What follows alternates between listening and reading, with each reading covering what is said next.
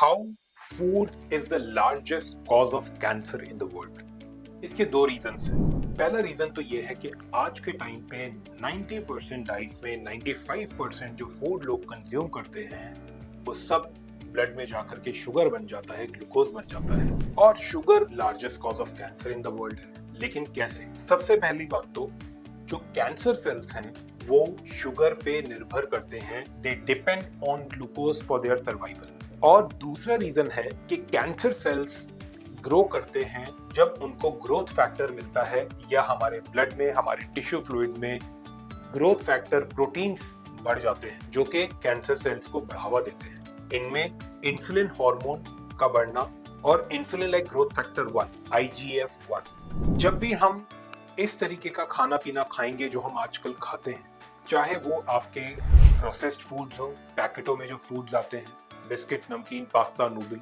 रोटी, दाल, चावल, आटा से बने प्रोडक्ट्स, मैदे से बने प्रोडक्ट्स, ये सब ब्लड में जाकर के शुगर या ग्लूकोज बनते हैं। और जितना ज्यादा इंसुलिन बढ़ेगा शरीर में, क्योंकि शुगर को इंसुलिन कम करने के लिए रिलीज होता है, तो इंसुलिन एक ग्रोथ हार्मोन है। प्रेगनेंसी के टाइम पे जब एक मदर एक बच्चे को जन्म देने वाली होती है तो मदर की बॉडी में इंसुलिन हार्मोन की मात्रा बढ़ जाती है। क्यों?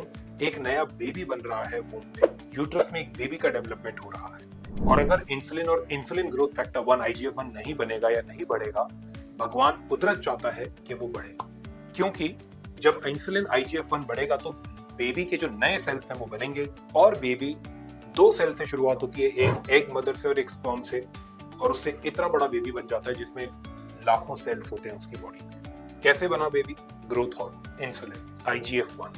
यही चीज जब एक नॉर्मल बॉडी में बढ़ जाती है, क्योंकि खान पान की गड़बड़ी है, डाइट पूरी गलत चल रही है, तो ये प्रॉब्लम कैंसर सेल्स की बढ़ जाती है, क्योंकि ये ग्रोथ करा देती है ये हार्मोन। और कैंसर एक ग्रोथ की बीमारी है, अनकंट्रोल ग्रोथ है। सेल जब ग्रो करना शुरू करते हैं तो रुकते ही नहीं है। चाहे वो किसी भी बॉडी पार्ट का कैंसर हो, ब्रेस्ट कैंसर हो, प्रोस्टेट कैंसर हो, इंटेस्टाइनल कैंसर हो, नेक का हो, हड्डियों का हो, ब्लड का हो, इन सभी में अनकंट्रोल ग्रोथ है। और कैंसर को जन्म देते हैं ये हार्मोन इंसुलिन और इंसुलिन ग्रोथ फैक्टर 1। ये प्रोटीन से बने हार्मोन जो कि हमारा शरीर बनाता है और रिलीज करता है। लेकिन जब खाने की गड़बड़ी होती है, डाइट की गड़बड़ी होती है, दिनचर्या की, लाइफस्टाइल की गड़बड़ी होती है, तो ये हार्मोन बढ़ जाते हैं। ये कारण है शरीर में कैंसर के बनने का। और आपको ये समझना है कि जब तक आप अपने डाइट को, लाइफस्टाइल को चेंज नहीं करेंगे, आपके बॉडी में कैंसर का रिस्क बना रहेगा। अब आपके मन में ये सवाल जरूर होगा कि डाइट और लाइफस्टाइल से तो बढ़ता ही है कैंसर का खतरा, और ये एक सबसे बड़ा कारण है, लेकिन क्या हम ओवरऑल अपने बॉडी में असेस कर सकते हैं कि इंसुलिन हार्मोन की मात्रा ज्यादा है?